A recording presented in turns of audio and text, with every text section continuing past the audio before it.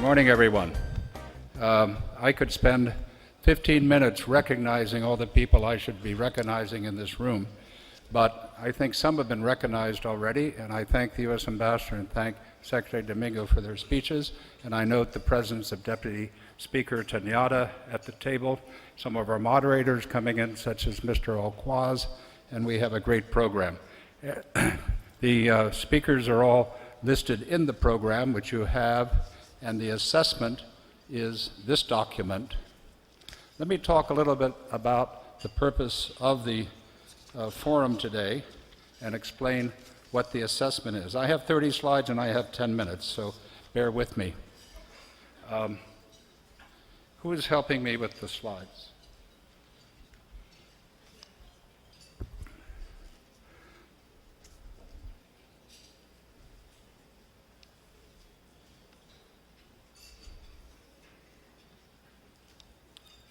There we go. There's the first slide. That's great. I can actually see them down here. By the way, we are totally multimedia today.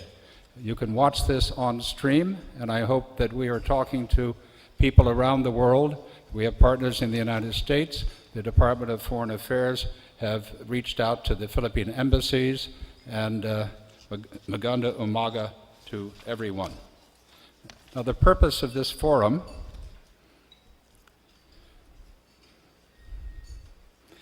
these are the slides that are recognizing our partners. And the amazing thing is we have 60 partners for this. They are printed in the program.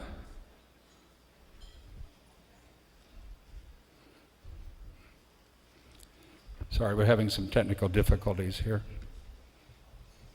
These are at the end of the slides. Let me just note that we have 4 media partners. We have the Joint Foreign Chambers that you're familiar with. We have 9 government partners, including USAID that you've just heard from. We have 28 corporate partners. We have 5 Philippine business groups who have taken tables today, and we have 7 other Philippine business groups who have promoted this forum in different ways. I won't really go over the whole program today, but it essentially, for some reason the slides are going backwards, which is the first time that's ever happened to me. Now we're ready to start. Would you stay with me, young lady, and not go away? Okay. Thank you. Because I've already used up half of my allotted time. All right, let's go. Let's go. Okay. Oh, back. All right. Now, we are observing the 2nd anniversary today of the Arangkada project, and we were privileged to have Secretary Domingo with us in December of 2010 when the Joint Foreign Chambers launched this project, and there's a picture of that there. And if you don't know what Arangkada is, it's a 1.5 kilogram monster, 470 pages with 471 recommendations in it. We are reporting today on the activities of the Joint Foreign Chamber around Arangkada, and we are, of course, releasing the 2nd annual assessment.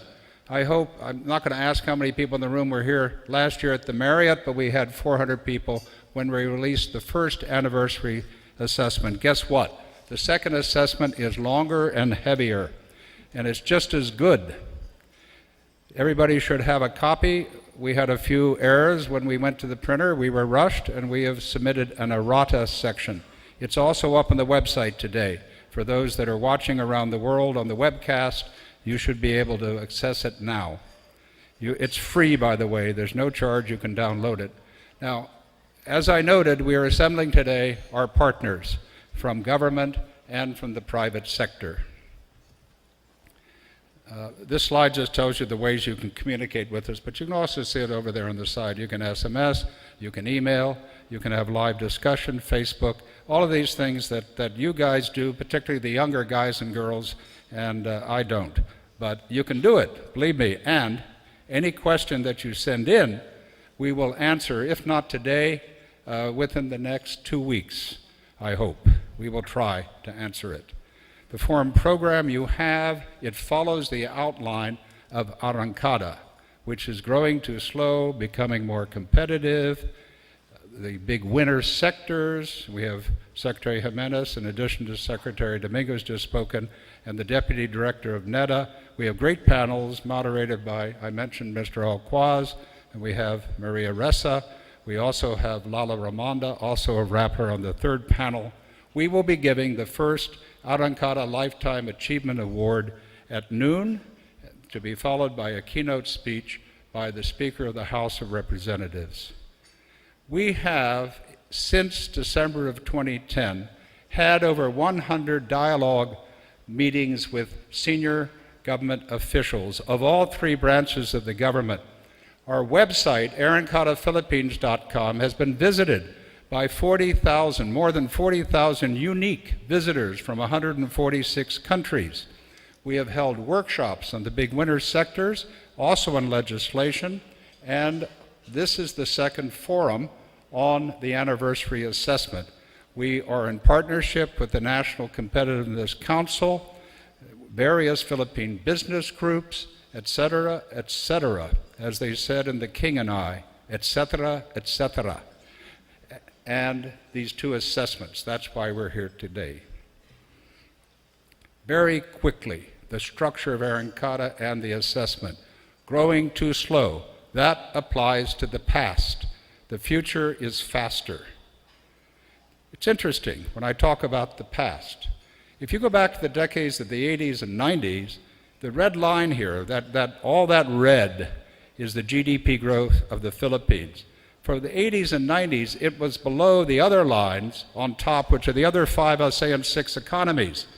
And then for the first decade of this century, it was equal on average to those other 5. Now, what has happened right at the end of this slide, if you look at 2012, is the Philippines is now just a little bit ahead at 6.6%. Second highest in Asia, largest, highest of the ASEAN 6. What we want to do, the core of this advocacy, is that 6.6% grow to the 7% of Secretary Domingo and the 8, 9, or even 10% that some of these other countries have grown in the past. And that is possible. That is highly possible. The GDP growth, the FDI, however, as has been pointed out, is much lower. Now, these figures do not reflect the ones that we just heard from Secretary Domingo of BOI approvals. They reflect the UNCTAD data, which reflects the BSP net FDI flow for the year. And what you notice is it's too low in comparison to Singapore at the top at 50 billion, some of which goes on to the other countries in the region through the regional headquarters. Indonesia is second. We want that to grow as well. In fact, we think, as we heard from Secretary Domingo, that it's higher than this number. Of course, it could be higher, and as Mr. Royber said, it can add 1, 2, 3% to the GDP growth figures. What Arangkada has targeted over 10 years is 75 billion in FDI, 10 million new jobs, and over $1 trillion in new tax revenue. Part 2 of Arangkada is about becoming more competitive, and you'll hear more about that from Bill Luce shortly. We do have a chart. You'll see it in the book. You'll see it on our website. We have measured each year for 4 years 15 global rankings. And what's interesting is the column here. I don't have my pointer, but the second column from the right shows you the ones that are improving or deteriorating or don't change. And this is 2012. In 2011, these sort of balanced out, but for the years before that, they were deteriorating. So it's very significant that in 2012, the Philippines stopped deteriorating, and 8 rankings improved, 2 were stable, only 3 deteriorated. This trend continues. It's going to change the perceptions, external perceptions of investors in investing in this country. It's already starting. Part 3, just quickly to mention the big winner sectors. Agribusiness, I think you all know these. We've heard them before. General business environment has 13 parts: business cost, environment, foreign equity, governance, judicial, legislation, local governance, macro policy, security, social services. Now we have 3 panels today. Two are on the big winter sectors, one of which is focused on infrastructure, and the second on the general business environment. We don't have time to do all 29 sections of Arangkada, but we will do some of the ones next year that we didn't do this year. Now, our methodology is to use private sector experts who volunteer their time. There are 33 of them, and 19 are listed in the back of Arangkada. The others prefer to remain anonymous. And they measure on the basis of 6 stars. The 6 stars here are completed, and then we have substantial progress started. We have not ongoing backward, and a few turn out not to be relevant any longer. That's the measurement system. We used it last year, and again this second time. I'm told by Liz Diaz, who prepared these slides in my office, that this is an exploded pie, or exploding pie. And you'll see it, I don't want to explain it right now, except the concept I want to leave behind with you from the next several slides is that we have a division overall. You heard the number 64, you heard 65%, which is the number that are progressing versus those that are not progressing. This slide is this year, and this next slide is last year. Study these slides. They're in the front section of the assessment that you have. This is another way of presenting the same information in a tabular form. Next. This is the most important if you look at the bottom, and you can look at this for each of the 29 sectors, but this is the summary. The red is not progressing, or dormant, as we call it this year, and the green are those that are active, that are progressing. And this is where you'll see the number in the top, and you'll see it in the bar chart. 65% are active, and 35% are dormant. Last year, we readjusted the numbers from last year, not readjusted, but recalculated, and it's 51% last year, 49% dormant. So you see the change is considerable, from 51% moving last year to 65% moving this year. This is an exploding donut, in case you didn't know, which also presents the same information. Now, I'm going to give you just one or two more, and then we'll move on. For each of the 29 sectors, you will see in the book an assessment of how that is moving. Sectors or sections. This particular one is agribusiness, and it shows you how each of the stars are abbreviated at the top. No longer relevant, backward regression, not ongoing, started, significant progress, and completed, and also divide active and dormant, and then the percentages for 2012, and then 2011, and then the bar chart shows you the same information. So you have a very handy way of looking at all 29 sections as you go through the document, and there's a summary in the front. The remarkable thing is that most of these sections are progressing, and that most of them have made progress over last year. There are only 2 or 3 that are not, and I think that credit goes to the leadership of the government and the interest of the private sector and the fact that the Philippines is going somewhere. I'll give you one sample assessment. There are 462 of these that have been done by our assessors, about 15 of whom are here today. I won't recognize them by asking them to stand. We only do that in classroom situations, but I'll recognize them as a group because we deeply appreciate what they have been doing for us.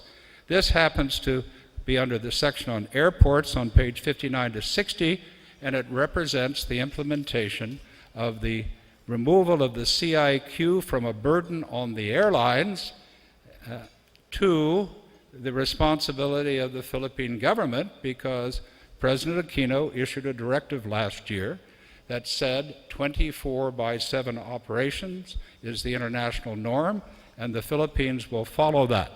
So at the airport, you notice new customs, younger customs and immigration officials. They've added additional staff, and they now work overtime, nighttime, as necessary without charging the airlines. The charge to the airlines was one of the factors leading to the reduction of 22 weekly flights from Europe directly to the Philippines to 0.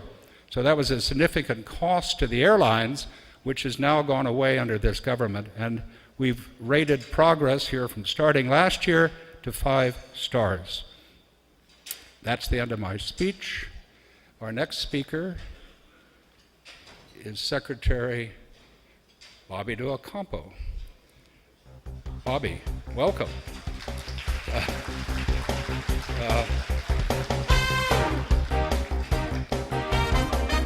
I could probably spend 5 minutes introducing Bobby, but he's so well known as a former finance minister under the administration of President Ramos, as the co-vice chairman of Makati Business Club, as a frequent speaker. We all know that. What we may not know is we're now calling Bobby Sir Bobby. I was privileged to be at the British ambassador 6 months ago when he received an Order of the British Empire, a very, very rare honor for a non-British, non-United Kingdom citizen. So I'd like to welcome Roberto Ocampo to the stage. Spoke brilliantly to us last year, and Bobby, we've been waiting for 12 months for you to join us again. Thank you.